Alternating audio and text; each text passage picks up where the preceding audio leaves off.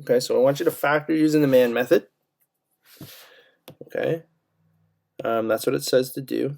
And so remember, I always write the man down the side, and then remember the A is always in the middle no matter what, so you're going to take it and put it in the middle no matter what. So you're looking for two numbers that add to 5. Okay, and then you also need two numbers that multiply to the only other number that I see there, which is 4. Okay, that's how that works. Okay, now you need to run through your list. Remember, I always start at 1 and I count to 2, 3, 4, whatever. Okay, and you try to like come up with the numbers that you multiply. That's 1 times what equals 4. 2 times what equals 4.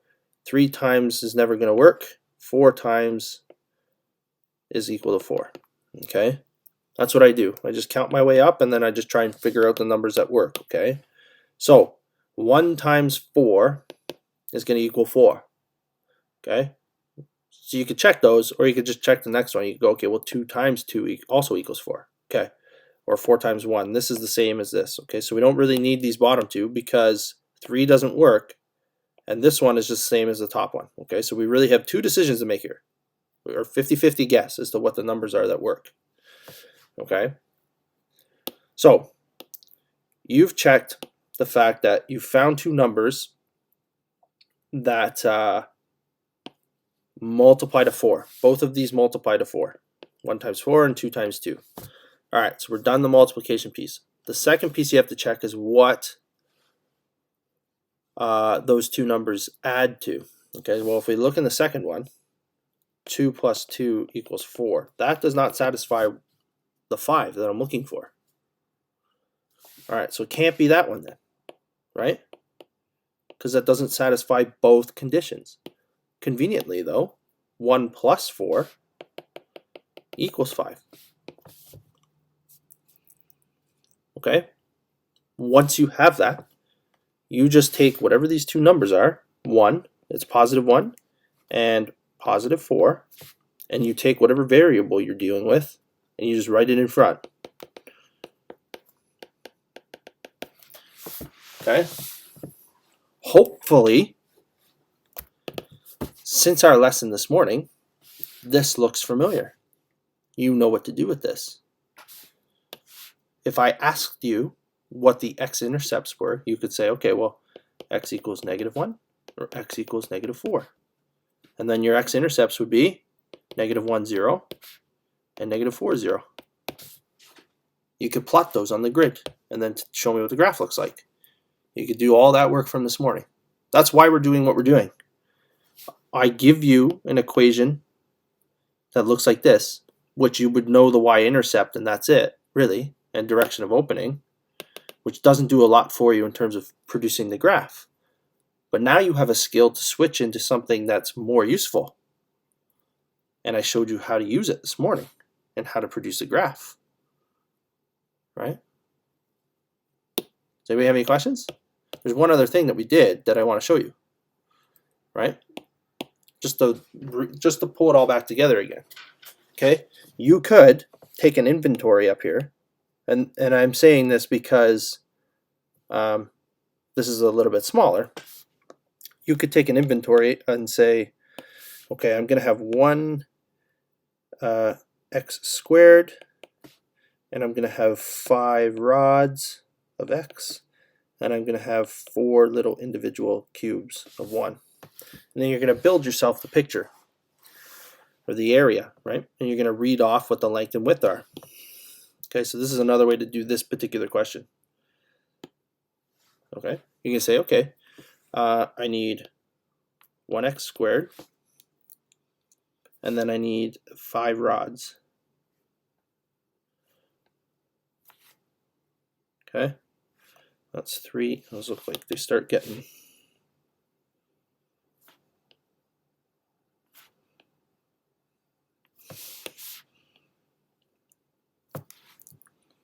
Okay, you got 5 rods. Okay, you could try putting the 5th rod here, but then you only have 4 little individual ones, so that's not going to fit. So what you're going to have to do is like shuffle, right? You're going to shuffle by moving one of the rods down here to the bottom. And then you're going to see, okay, there's 1, there's 2, 3, 4. You have a perfect rectangle.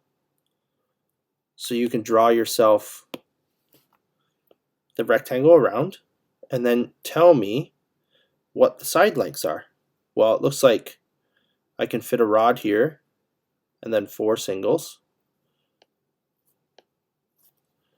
And then you could fit a rod here and a single here. Well, this looks like, to me, an x plus 4.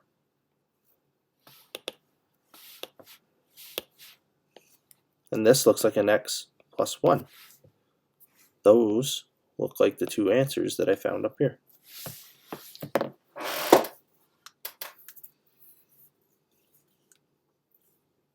Okay, is there any questions? Both of those methods will work, but you will see sometimes you don't want to have to come up with the pattern or the perfect rectangle that involves 20 little single things, right? Like that's, I could make this as big as, you saw some questions up top here. There's a 56 here. There's like, are you going to build those? No chance. No chance you're going to build those. Right? At no point would I have ever given you 72 little individual base 10 materials. You wouldn't build that one. Right? You'd be there for days. So that's where this method comes in. Right? Okay, so we can come down and look at this. Okay, and we're going to say, okay, I'm going to factor this with the man method. So this one's a little bit different because I've got this little negative sitting in here. So I'm going to need 2 numbers that multiply to what, add to what, and then tell me what the 2 numbers are, right? So let's just look. Okay, the A always goes in the middle, and the A always takes in the sign that's on there. So we need a number that adds to -9. Okay, and then I also need, okay, well, the only other number present here is the 20. Well, that's what I need to multiply to, okay? So I'm going to get 20. Okay, this is like step 1. You're going to like write your man down, and then you're going to identify what the 2 conditions are that you need to satisfy. Okay, so then you go over to the side, and you're like, okay, I'm going to start writing out the factors of 20. 1 times what equals 20? 2 times what equals 20? 3 times what equals 20? 4 times what equals 20? 5 times what equals 20? Okay, you start filling them in.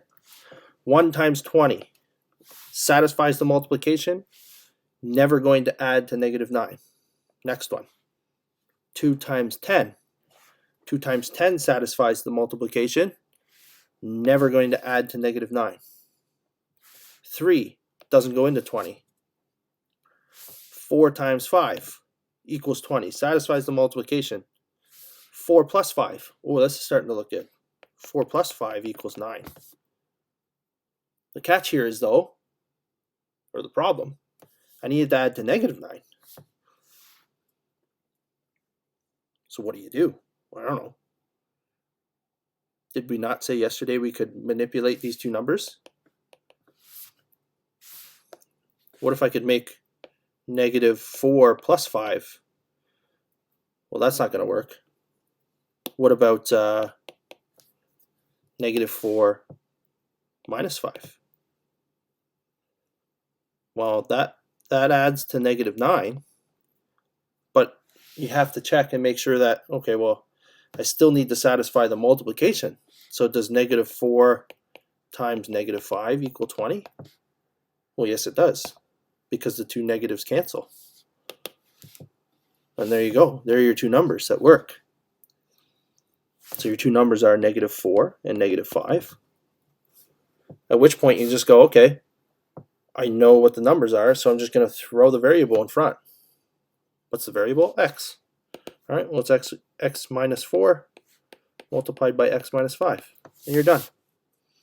And if I asked you to plot that graph or create that equation, you could tell me, okay, well, x equals 4, x equals 5, so that just must mean these are your x-intercepts. So that's 4 and 0, and 5 and 0. go plot those points and then do the work from this morning. You're done. Okay? Anybody have any questions? There's only one of those on the quiz, okay? So it's worth your time to kind of like plug away through it. Okay?